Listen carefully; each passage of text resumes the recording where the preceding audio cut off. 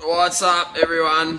How are we? A little bit later tonight. I got a little bit delayed, but we're going to make it, and this is going to be an absolutely epic one. I'll just move you in a little bit closer so we can keep nice and intimate, which is just the way I like it.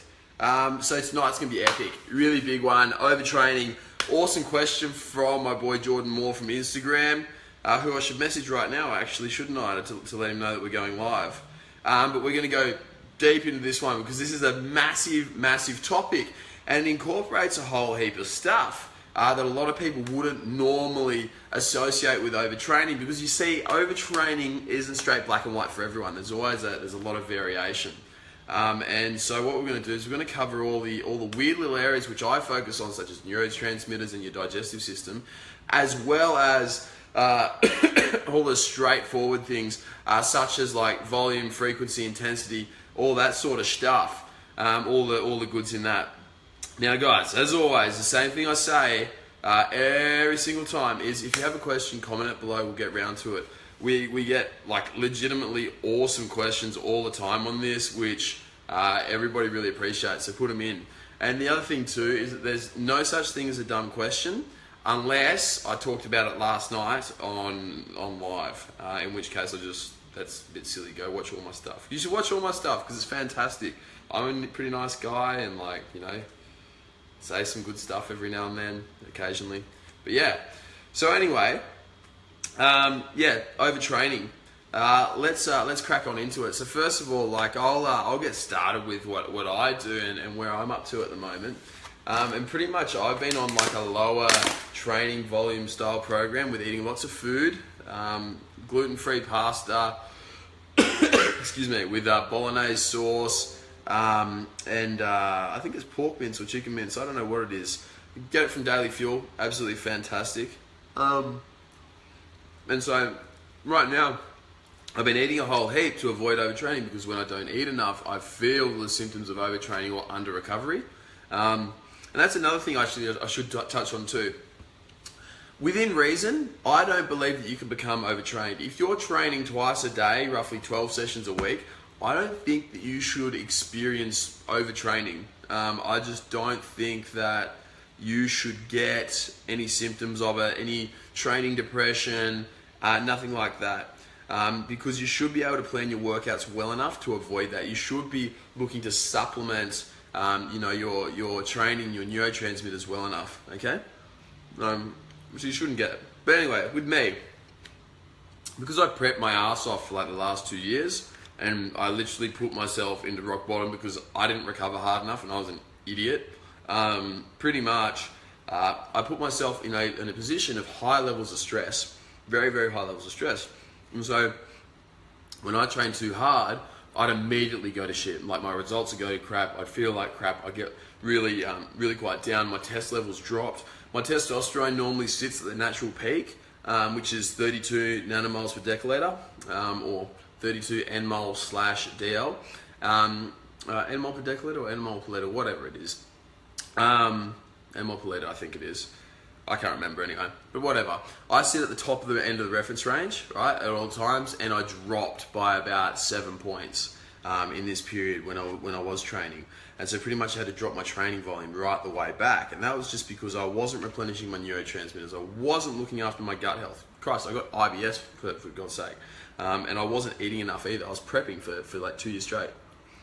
Yeah, so that's my example of overtraining.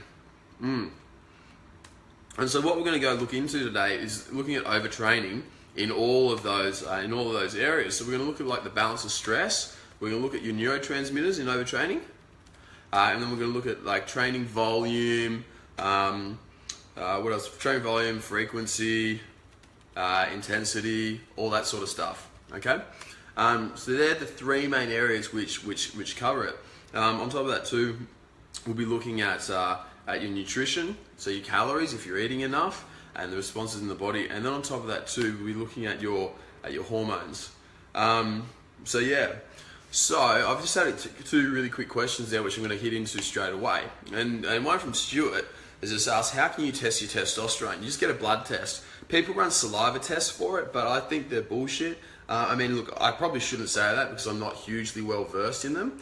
But yeah, no, I think that the blood tests are the way to go. I don't trust saliva tests because it's, well, allegedly it's not as accurate from the little that I have read. So you just go to your GP, book in, get your testosterone tested. It's free in Australia, covered by Medicare. Now, Moni's just asked, how much do your test levels drop during a hard session?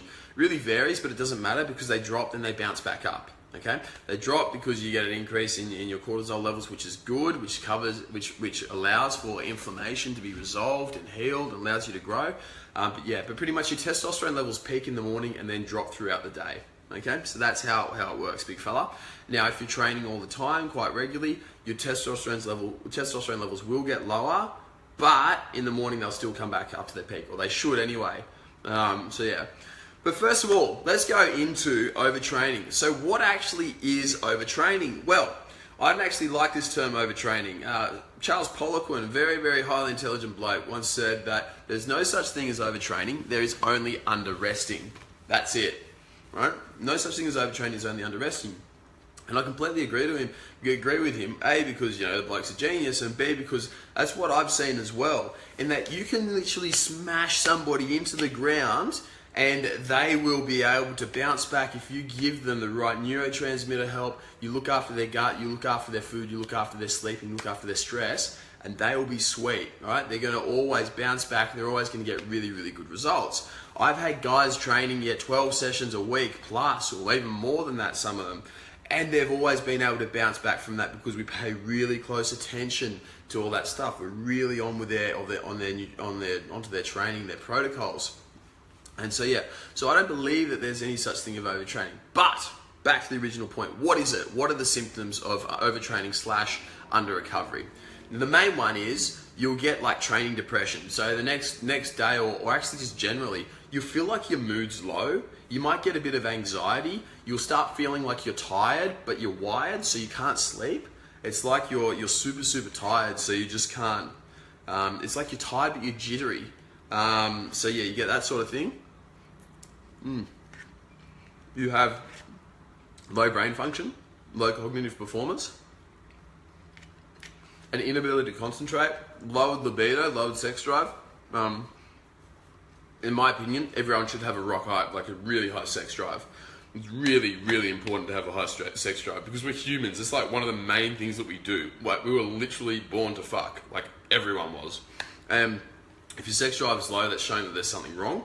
And then on top of this too, when you delve a little bit deeper, you'll see that you get things like chronically elevated cortisol. So if you do a 24-hour cortisol test, you'll notice that that's very, very high. You'll notice that your levels of inflammation are very, very high because your body just can't heal. And then you'll notice that on top of that too, your testosterone, your androgen levels are going to drop down, and your thyroid hormone levels might drop down too. Okay, so that's what it is, and they're the symptoms of overtraining. Okay, and how do you get it? Well, the reasons why you get overtraining is because the main one is that you're just too stressed. You're too stressed. Now, we always talk about the 5 levels of stress. And so you got like your physical stress, which is your training, your sleep stress, your digestive or food stress, what you're putting in your gob, if you're drinking a lot, if you're taking a lot of drugs, if you're eating bad foods, that kind of affects that one. Your emotional stress, so your relationships, and then your perception of stress. So like your psychological stress, like with work and stuff like that. So yeah, that's where that's where the big part of stress comes in. On top of that too, if you're doing some big ass workouts like what my guys are doing, and you're not replenishing your neurotransmitters, which I make all of my guys do, then you can dramatically burn out your central nervous system and make yourself feel fried.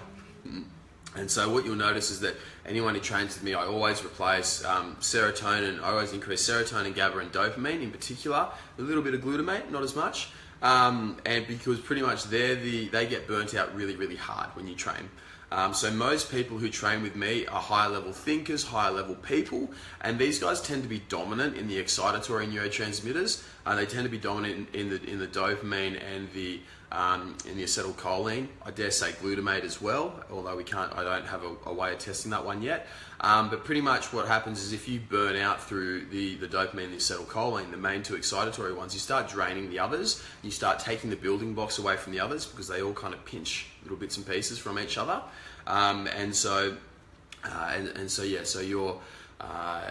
make sure that I replace and get all those neurotransmitters back in and give you all the building blocks so that you don't get overtrained, so that you can use my ridiculously, stupidly high volume workouts, which are very, very hard all the time. And that's why you can get such big gains, okay?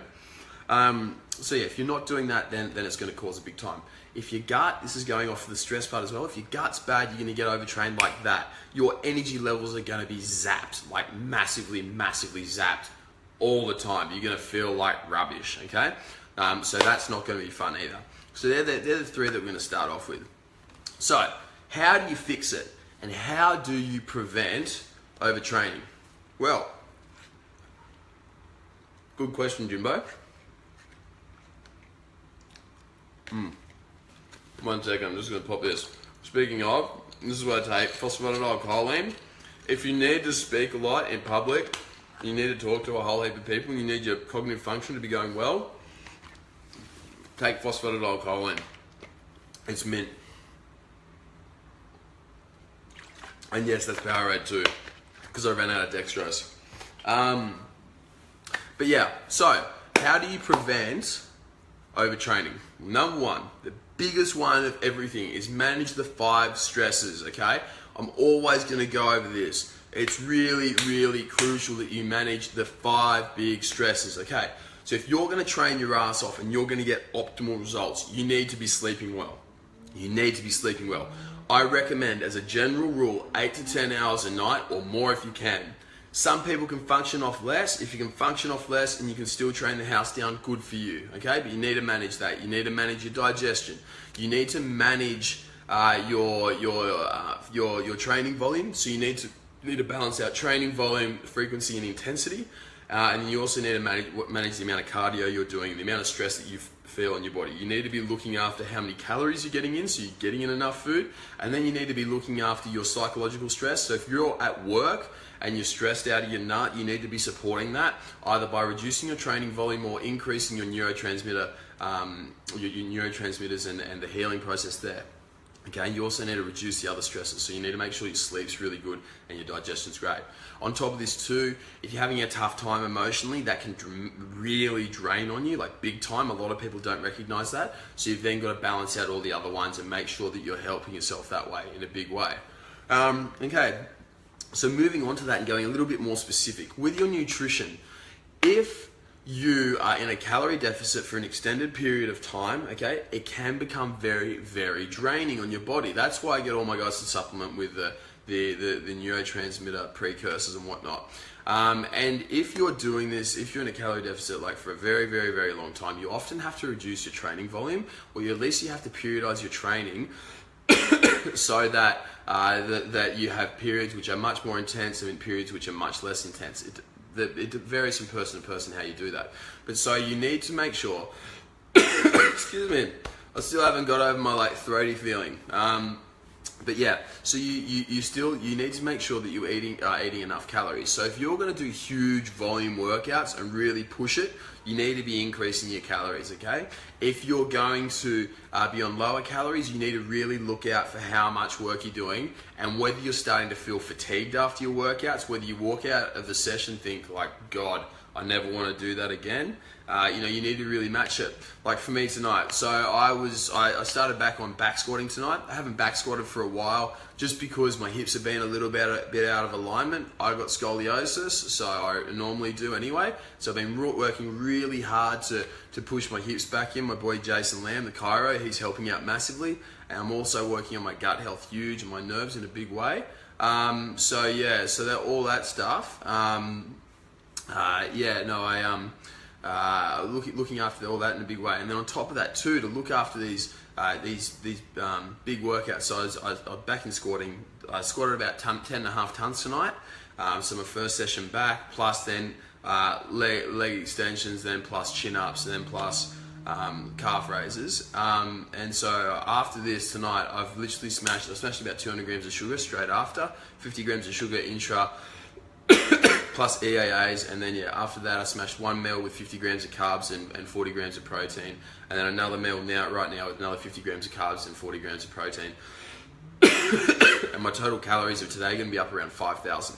So I've matched my nutrition for the total training volume and the extreme amount that I'm going to be putting out. At the same time, I'm also supplementing phosphatidylcholine, this bad boy here, and then also the and 5-HTP as well to help with my digestion.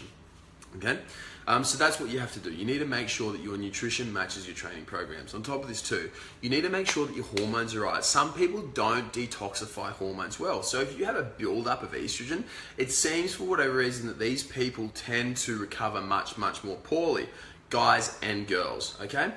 The reason I think this is because estrogen starts to be detoxified in the gut, first of all, and you have people with bad guts tend to have, for whatever reason, an elevation, this enzyme called beta-glucuronidase. And so when there's more of that beta-glucuronidase, you don't get rid of estrogen well, and it accumulates, and often makes people watery, puffy, inflamed, and feel like shit. Okay, a lot of the time. So you need to look after that. You need to look after your hormones. If you find that you do have lower levels of testosterone or whatnot, lower levels of testosterone, lower levels of energy, you need to actually fix your inflammation. So you need to try and bring your inflammation levels down, because inflammation and cell damage is the general thing which I see that reduces people's testosterone levels. Okay, so you need to make sure that's a biggie that you've really got to look after. Okay, now next one is the neurotransmitters. This is my favorite by far because these are so easy to hack. A fun fact for all you guys: if your neurotransmitters are bad, your hormones go to shit, okay? So if I see somebody who is going through depression, they always have low levels of testosterone, literally every single time. I haven't seen somebody yet who's had awesome levels of testosterone and going through depression. Now, the interesting thing about that is that testosterone influences your neurotransmitters, and your neurotransmitters influence testosterone. The best thing is that if you improve your neurotransmitters, it seems to me, from what I've seen, that you get an increase in hormones. Now, there's a little bit of studies done around this recently. I was reading one on dopamine affecting the increase in testosterone. But yeah, it is largely out there. That's just mostly what I've read.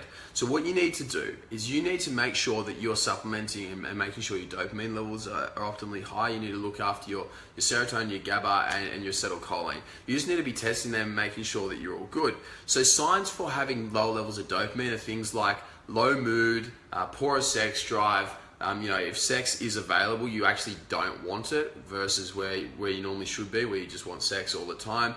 You just don't want to train very well at all.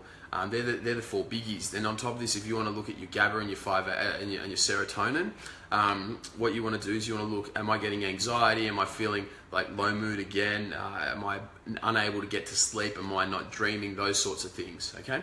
And then as for acetylcholine, I haven't found a link between that and androgens just yet. Whether there is, I don't know. There could be. Someone smarter than me out there might find it. But yeah, so that's really what you need to do to look after your neurotransmitters. You need to supplement them all, make sure that there's plenty there. Because remember, your neurotransmitters are the things which regulate everything, like everything. Every single thing you do is run by a neurotransmitter. Muscular contraction, that's run by acetylcholine. If you're going to think or remember something, that's dopamine. If you're going to sleep or relax, that's GABA. If you want to go from fight or flight to rest and digest, or vice versa, that's serotonin. So you need to look after all of those. Okay? Now the next one, balancing out training volume, frequency, and intensity. Good.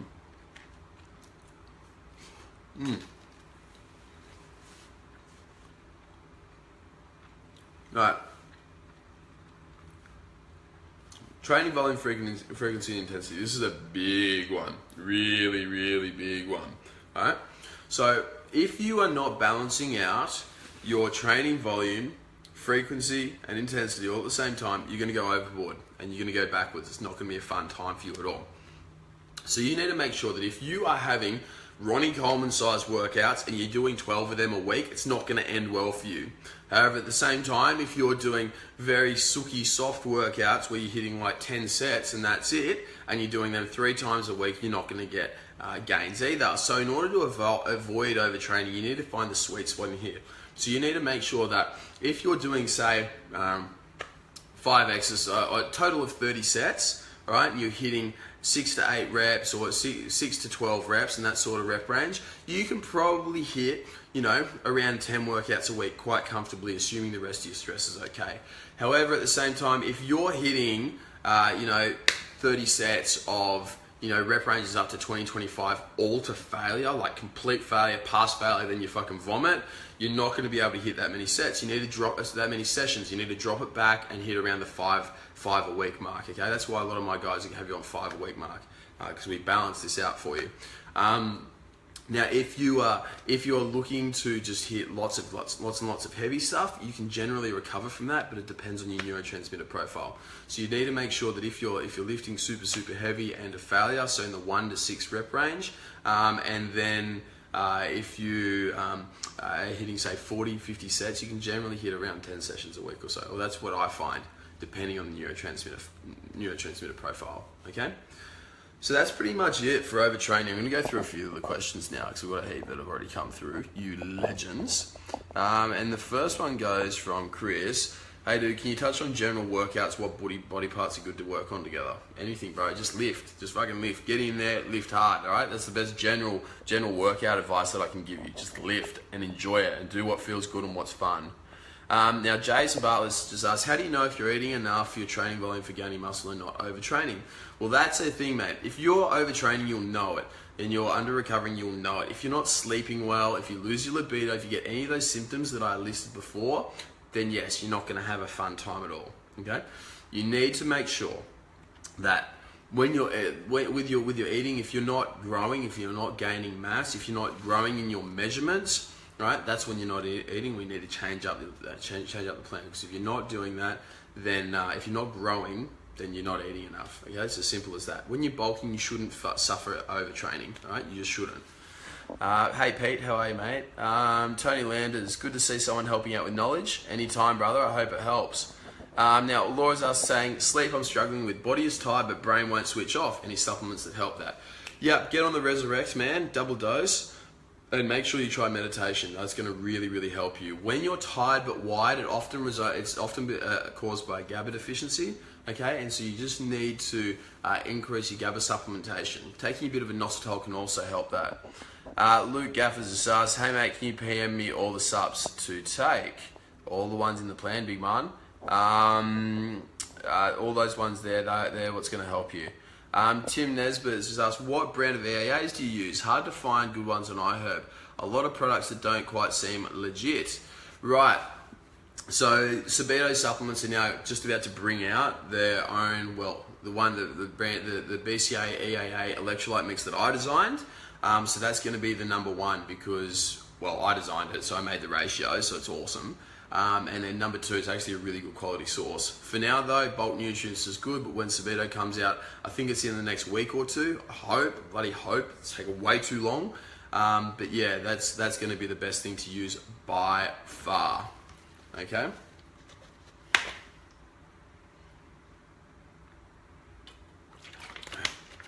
Jay, not sure what the question is there, mate, but hit me up if you need anything. Now, Chris is saying, is dreaming a good sign that you're having quality deep sleep? Apparently, you should. I'm not hugely knowledgeable in this area. It's not something that I've always really researched. But the #1, the best sign of having a good quality deep sleep is that when you wake up in the morning, you wake up and you walk out and you think life is fucking awesome. You know, absolutely killing it. So that's the best sign of having a good quality deep sleep.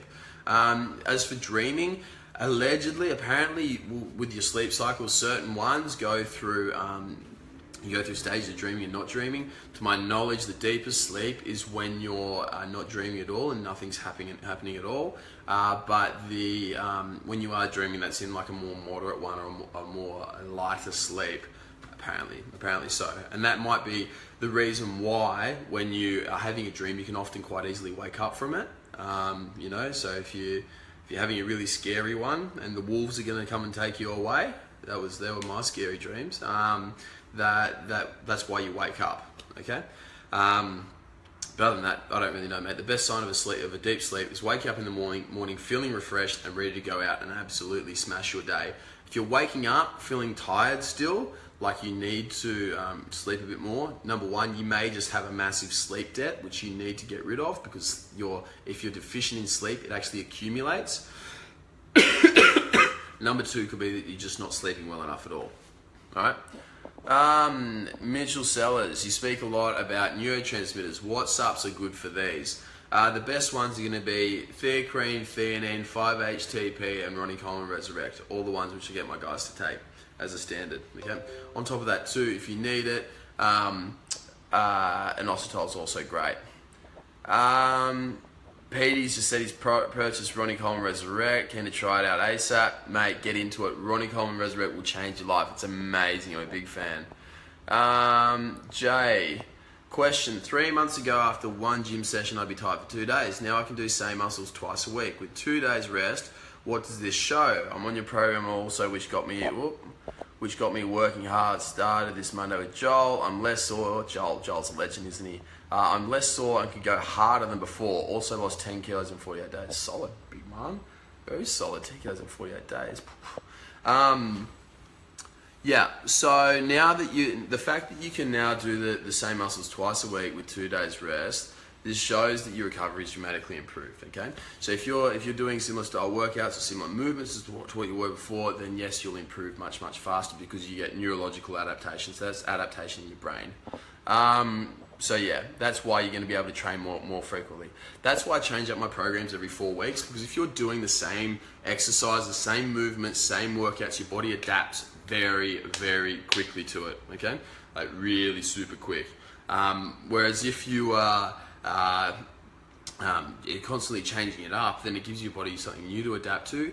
Your neural pathways have to change constantly and they have to catch up. So your muscle has to move more inefficiently and adapt a lot faster, and then it gradually gets easier for it to do the same movement. It's literally like practice. So at the start, the muscle's unpracticed or less practiced at something, and then by the end it becomes more practiced and it gets easier and it needs to put less effort in.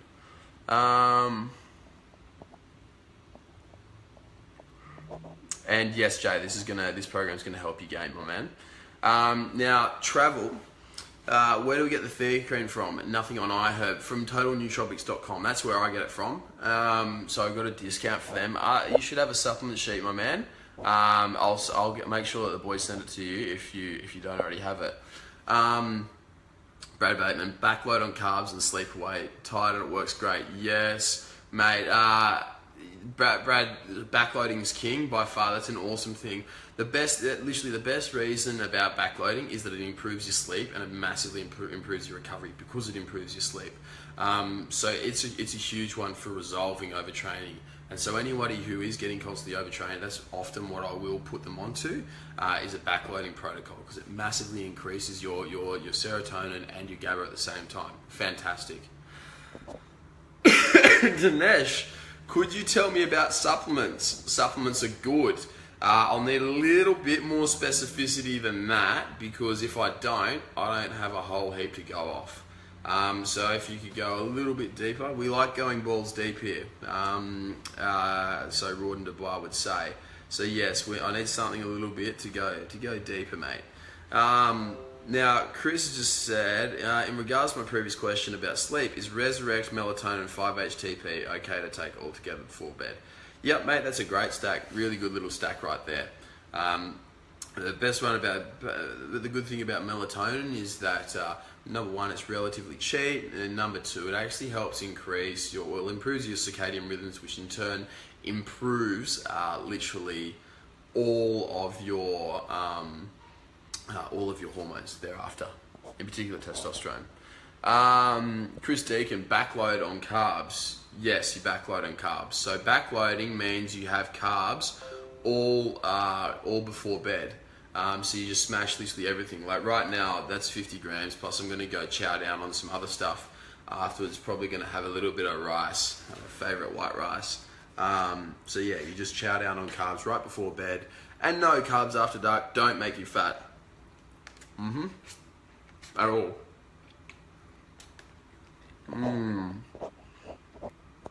Toby, who preps your meals, mate? Available delivery to Brisbane. Daily Fuel do. And no, she's not available in Brisbane yet, but tell her to and she will. I've had a few people ask me about delivery to Brisbane. I don't have a good meal delivery service up there yet. Don't know any. But I'll try to find you one. The results from James's program are insane, bro. Enjoy the ride. Yes, Monty's absolutely killing it. And I cannot wait to put up your transformation there, mate. You're going to be front and center of JCF, I can tell you that, brother.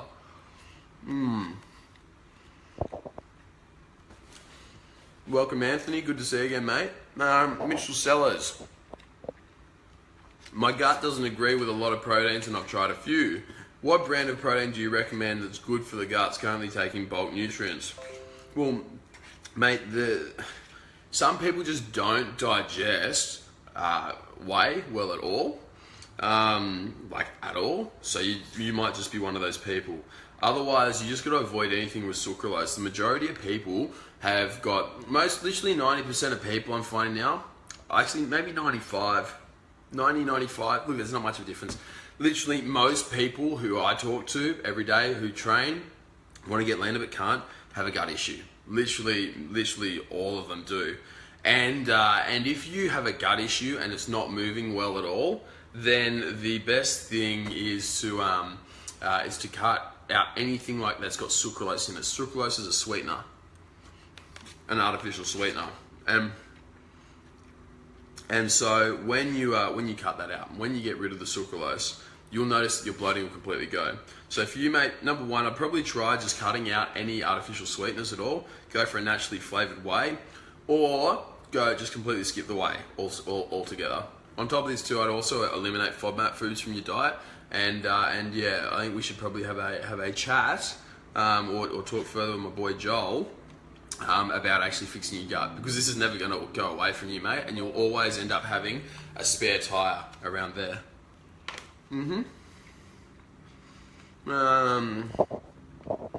Laura, I can't swallow tablets. I know it's a shit go, but I legit can't. So any of these supplements that have helped with sleep and the nervous system are powder?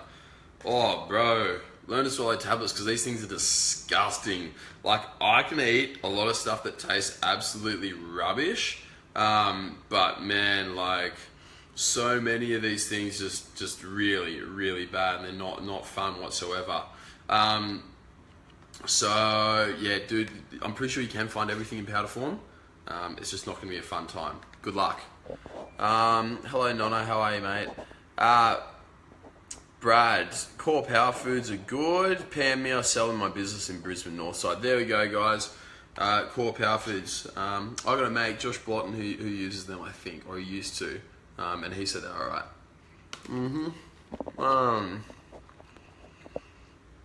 Big Willie Zimmerman. Is sucrose the sugar-free gum and mint too? Sucralose. So sucrose is just sugar. And sucrose is a combination of glucose and fructose.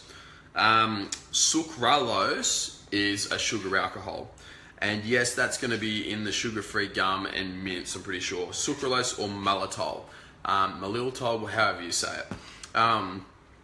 Pretty much any of those sweeteners, any of those artificial ones, bar stevia, really screw with your gut. Aspartame's okay. Aspartame, phenylalanine, they're okay. They don't really have any side effects unless you're prone to phenylketonuria. But yeah, other than that, they're sweet. So anything with aspartame or phenylalanine seem to be okay. A lot of people talk badly of those two, but I actually haven't seen any real evidence to suggest they actually cause brain damage. But that's just me. I don't know. I steer clear of them anyway, just because I want to live till like I'm 1,000, and I don't want to ever die. Like, I want to be 1,000 and running around, you know, however I have to. I'll be on bloody HRT and whatnot, anti-aged out to the shit, and I'll never ever get old. So I'm probably not going to take aspartame if there's a smallest chance of that limiting me getting to 1,000 and fostering, like, you know, hundreds of grandkids and great grandkids. So yeah.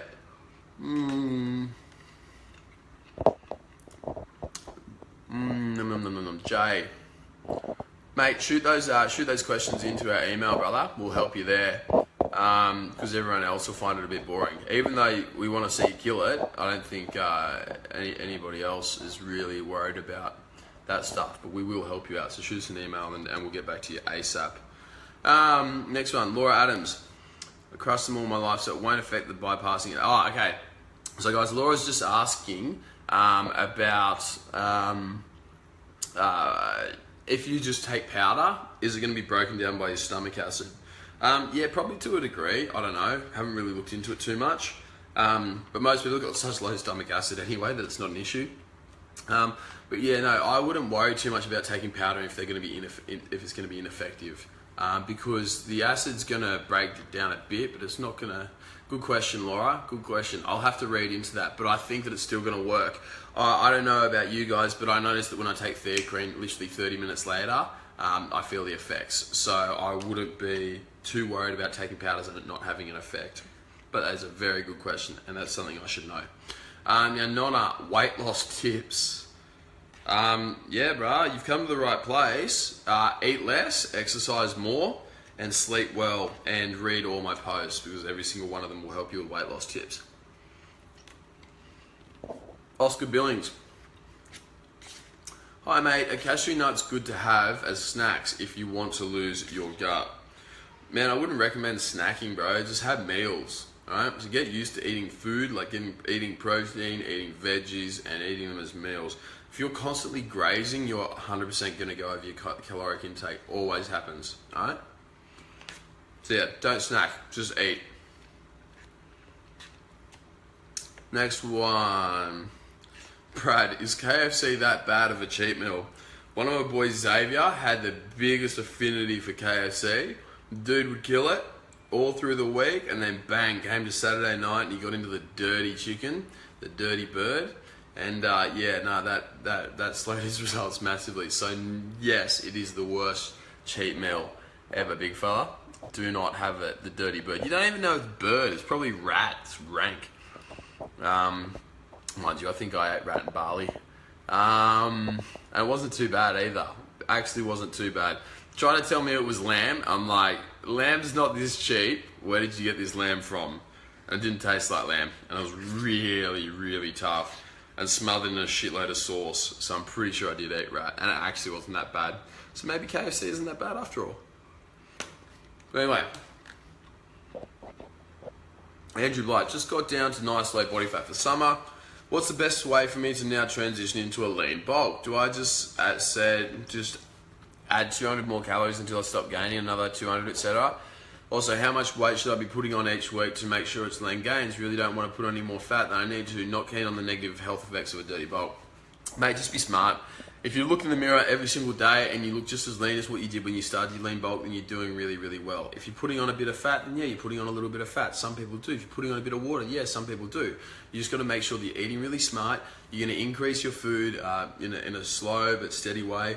200 calories a week, yeah, that's fine. Sure, go for it. And just make sure that you're working on getting in all really high quality food, which is easily digestible, and you're getting in a really, really good protein intake. And training your ass off. Oscar, can I ask what you're eating? Looking yummy. Yes, I showed the guys before. This is gluten-free pasta with, I think it's chicken bolognese. Gemma Daly, if you're watching this at the moment, could you please enlighten us all to what this is, because it's delicious.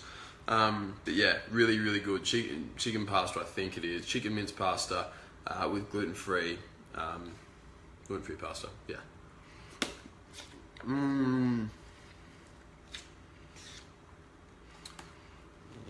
Nafiz, how are you, mate? Good to hear from you, as always. Been training BJJ 3 times per week and hitting the weights 5 times a week. Any exercises to improve overall muscular balance and functional strength, or just stick to the current program? Functional strength, that is a great topic. Great topic.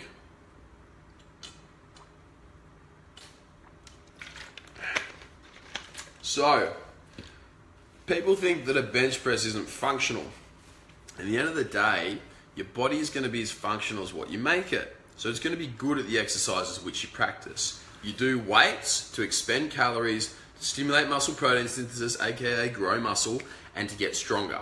So if you do weights and then later on you go do BJJ, you'll be stronger. If you squat and then you go do BJJ, you'll be stronger at BJJ than what you were before, assuming that you're training your BJJ and you're doing everything that you should in that way. All right. So if you do that and you make sure that your weight, you're absolutely nailing it, you're focusing on hypertrophy, hypertrophy going to the absolute max, and then getting as strong as possible, you're going to be able to transfer that over to your BJJ as long as you're practicing your BJJ. Now, some people like to get all fancy and try and throw in band work and do bands and chains with squats. Doesn't really do shit. Overload's a slightly different part of the strength curve, but really doesn't do much. I mean, for as far as transferring it into BJJ. So yeah, dude, just keep hitting your BJJ. If you want to get better at BJJ, then yes, you do BJJ. If you want to get stronger, you do your weights. It's not like doing single-legged, you know, I don't know, find a fancy single leg exercise. If you stand on a Bosu ball and do fucking lat raises, it's not going to help you be any more functional at BJJ, right? So you can stick to the current plan and you can just go for it, lift your ass off, train your ass off with your BJJ, and you're going to get better at it, right? Weights are here to complement your sport, right? Just because if you're doing jumping and you're like, you know, doing jump squats and stuff like that, it might help you a little bit, but I haven't seen any massive results on it at all. Monty. Hey James, soy sauce equals raised estrogen levels, true or false? Soy is the devil. Soy is the devil. Soy is shit. Never eat soy. Well, look, a little bit of soy sauce is going to be okay as long as you're not lathering every meal in it. If you have it like a couple of times a week, just to get you through, that's fine. Just make sure it's the gluten-free stuff, because you'll know when you have the glutinous stuff, it really screws with your stomach, big time. You know? So yeah, soy sauce is okay in moderation, but soy is the devil. Like, it's the fucking devil. Do not have soy sauce. Do not have soy. Well, minimize it.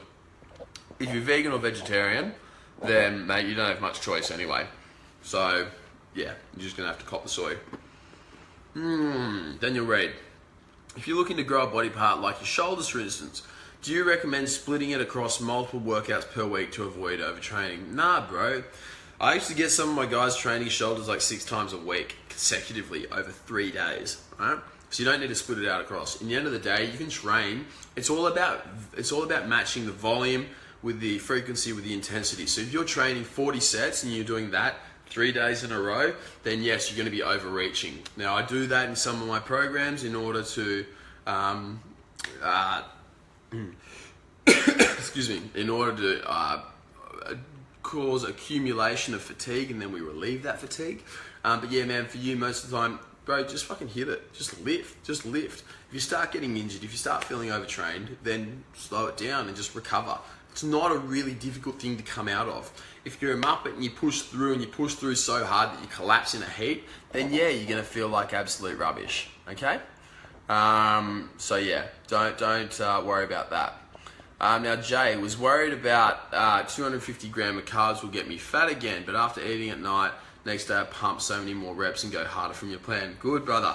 Guys, one of the biggest bullshit things in the world that everyone gets told all the time is that you can't have too many carbs.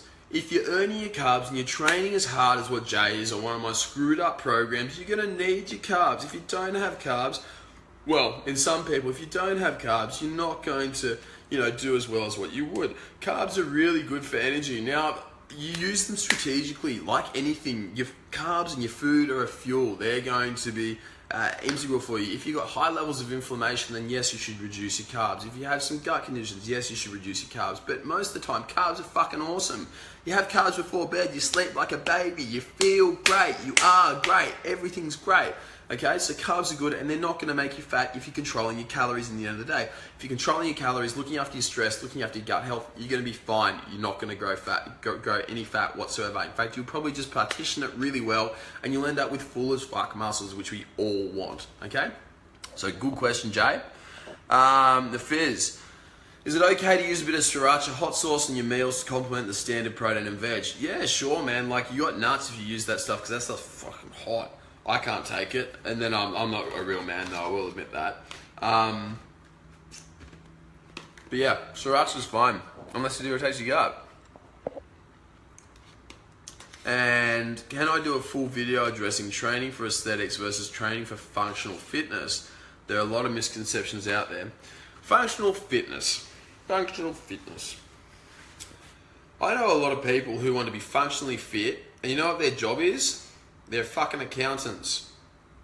What function does an accountant have to do? An accountant has to sit at a desk, type out numbers, and be somewhat socially awkward. Just kidding, because I know a lot of really cool accountants. But anyway, functional fitness really depends on what you're going to use it for.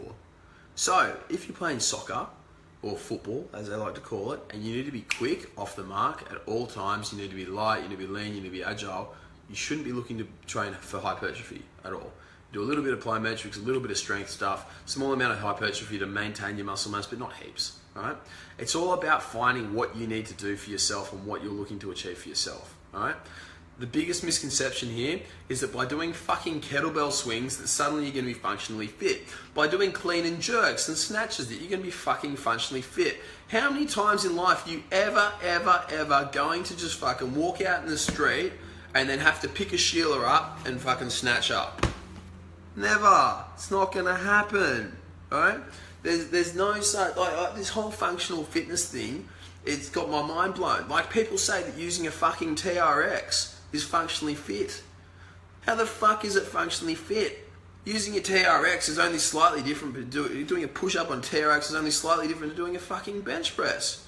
Only that you're more unstable, that a lot of people put their scapulars in the wrong position, and they start elevating their traps, and they don't turn on their core. It's nothing about functionally fit. If any dickhead PT says, oh, you should stop squatting and you should start doing functional exercises, give them a crisp backhand, tell them to go F themselves. Apologies for all you guys who've got sore ears from my swearing, but I get passionate about these things. Functional fitness isn't a fucking thing. Being functional means that you can run, that you can jump, that you can lift stuff, that you can move. If you want to be functionally fit, lift some fucking weights, go out for a run in the park, make sure that you do a bit of yoga and a bit of stretching and you can move, okay? That's it. None of these fucking kettlebell swings or picking up rocks or throwing shit over your head. Like, that's all fucking dickhead work. Yeah, okay, it might be fun. If you're doing that for the enjoyment, yes, it's fun, it's good, that's sweet, it's for enjoyment, but it's not fucking functional. You're not going to be better at anything else. I can tell you right now, if any of these pussies wanted to have a functional off with me, I'd fucking flog them all, right? Some meathead bodybuilder, yeah? Don't fucking let all these muppets, absolute muppets, say, we're going to do functional exercises today. Because in the end of the day, an air squat isn't fucking functional at all. How many times do you do a pulsing air squat, you know? Or how many times do you throw something over your head? Rant over. I'm going to have to do that one day. I'm going to absolutely crucify those muppets that promote fucking functional fitness. Alright.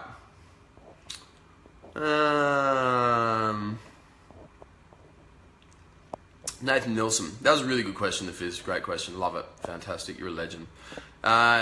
Nilsson, what's better on comp day for carbs? Rice cakes or dextrose? Depends, bro. If you digest them well, then yeah, go for it. If you've got a slight overgrowth of yeast or bacteria in the upper part of your stomach and in your esophagus, it can be a little bit dicky with dextrose. So most of the time I'd check it out for my guys. But as for rice cakes, yeah, they're normally really quite good. The best thing about rice cakes, right, is that when you think of a bodybuilding show, you literally think of having fucking rice cakes, and it's like the most exciting part. Guys, I've been competing for like the last, how many years now? 5 years. And I still get excited when I go to a show and I'm competing and I get rice cakes. I have rice cakes and coconut oil and rice malt syrup, and it's like the best. It is the bee's knees. So that's the best part about rice cakes. And they're really, really easy to have. And they digest really quite well. So mate, 6 of one, half dozen the other. In the end of the day, they're still a carb.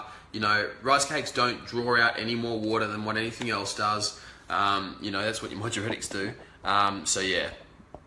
Nafiz, I didn't roast half my clients, mate. Nafiz is saying that I roasted half my clients. No way, man. All my clients are legends.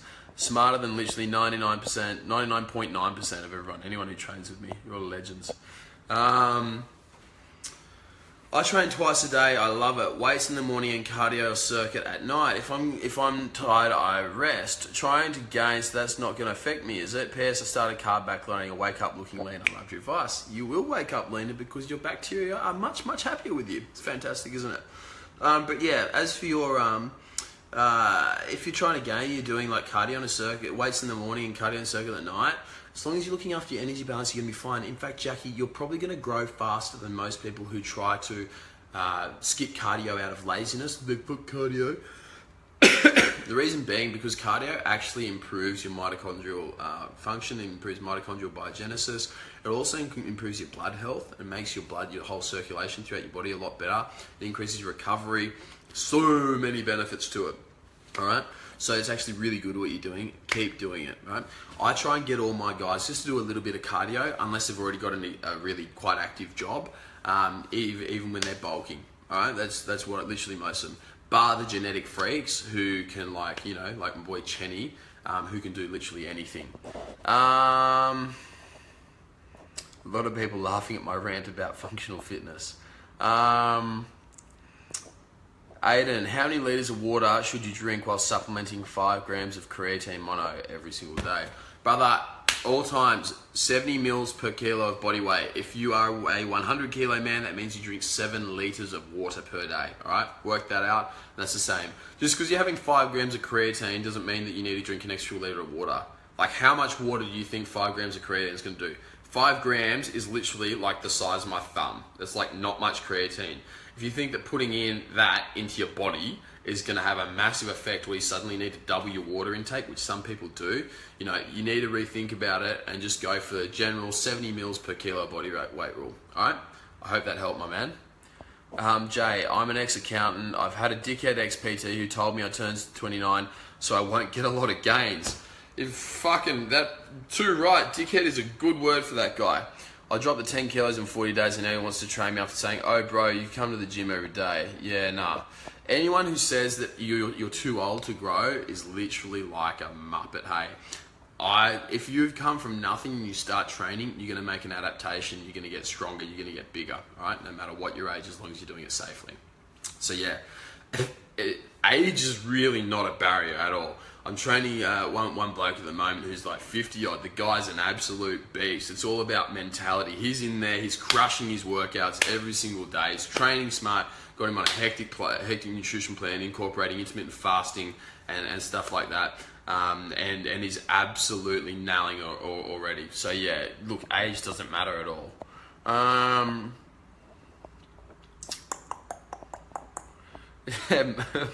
Yes, may contain coarse language. Just a little bit. Only when I get passionate do I use coarse language. Darren, how long is required for creatine loading when first starting? Doesn't matter, brother. I wouldn't bother. Some people say like 2 weeks. I remember creatine loading back in the day and people were telling me, oh, you've got to load it for 2 weeks. It doesn't really matter at all. You don't notice a difference. Recommended cardio before or after training. Some people say before, some say after. It doesn't really matter, big fella. It really doesn't matter at all, before or after. What do you prefer? It's up to you, man. Look, actually I shouldn't say that because I do specify cardio before or after for some people. Before training, all right, that increases your blood flow and it gets some people in the zone. Some people who need it, you can get them in the zone. As for after, some people will find that afterwards a good way to chill out. It allows them to rest and digest, and get a whole heap better. So there are a lot of benefits for both ways. It just depends what you use it for and what your goal is and what your needs or your clients' needs are. Send Bobs and Virgin. Yes, I'll send Bobs and Virgin to all of my Shred community members. Now, Kim Barnard, if you do, how are you, Kim?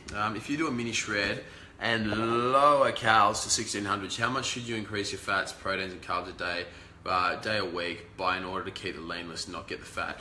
Depends from person to person, dude. So you should be looking at what Jared's doing for all this stuff, and trying to mimic off off that about how we keep his gut nice and healthy. Okay, so you need to make sure that your gut's healthy, number one, and then increase your food and your calories as much as you can every single week while staying as lean as possible. All right, bit of a cryptic answer, but that's the best one I can give you. Kelly, what's intermittent fasting good for, and what results can you get from it? Kelly, intermittent fasting is good for anti-aging, so it keeps you feeling young, it reduces the expression of cancer genes, it reduces the expression of aging genes, it upregulates the androgen receptor in men, you know, a whole heap of really, really cool things like that. And the results you can get from it are the same as pretty much anything else, except I find that it's a little bit poorer for muscle gain, but can be better for fat loss if used correctly. For someone like you, we're probably going to implement it later down the track. But for right now, Kelly, by the way, shout out to Kelly. She fucking nailed her comp. She got 4th in it in the first time ever.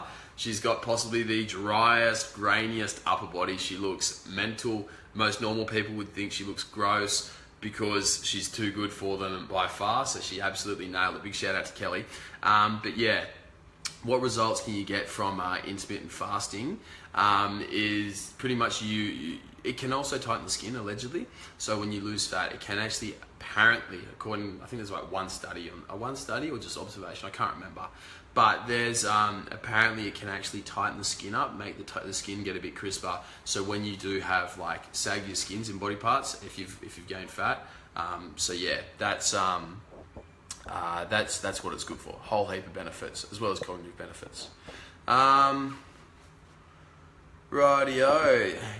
Joel stopped my cardio and wants me to do 4 weeks of lifting only program. I wanted to lose another 6 to 8 kilos. Any reason for this? Yeah, dudes, whenever anyone comes and starts training with me, the first thing I do is cut your cardio, because literally everybody always overdoes it.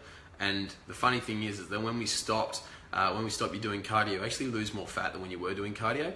So I recently had this legend called Mark come and join with us, and we stopped his cardio, and Mark continued to do his cardio. And I was like, Mark, come on, bruh. You know, you need to do that. And then he didn't lose any fat. In fact, he actually gained a bit of fat. And we're like, dude, why are you doing cardio? Cut cardio. And then the next week he dropped about 2 kilos straight away from stopping doing the cardio and eating more. So he was both under eating and doing too much cardio. We dropped his cardio out, increased his calories, and then yeah, bang, 2 kilos down like that, easy as. Dude, I know it's a weird one, but I legit piss so much, especially at night time before bed and even when I'm trying to sleep. I drink sufficient water, but could this have anything to do with my gut health? Actually more likely to be nervous system health, which is related to gut health. People with an overactive sympathetic nervous system often don't urinate as frequently as what they could, and they get very tight around the bladder area. So if you push in there, you might normally feel like you need to pee, but when you push in there, you feel like you need to pee. And that actually comes out at night when you go into rest and digest, and then it relaxes and you need to go to the toilet. So that's why a lot of people get it. So I'm finding right now. Okay, so that's a fun one for you, mate. You need to manage your stress, manage your fight or flight dominance, and then get all over it. Okay? On that note, guys, I'm out. All right. So it's been a massive, massive session. I think that I should do a rant on functional fitness. I think that'd be a good one to do, because it would piss a lot of people off, wouldn't it? It'd make a lot of PTs seem very, very silly. So if someone can in here tag a PT or somebody else who's an advocate for functional fitness and who can prove me wrong, I would love to hear it, because I love a good argument, particularly when there's somebody who has a very different perspective on it than me. And if they can prove me wrong, I will eat my words and say, you know, well said. I don't have anything to come back at that. But anyway, adios, amigos. Thank you very much all for coming. Uncle Shred is out.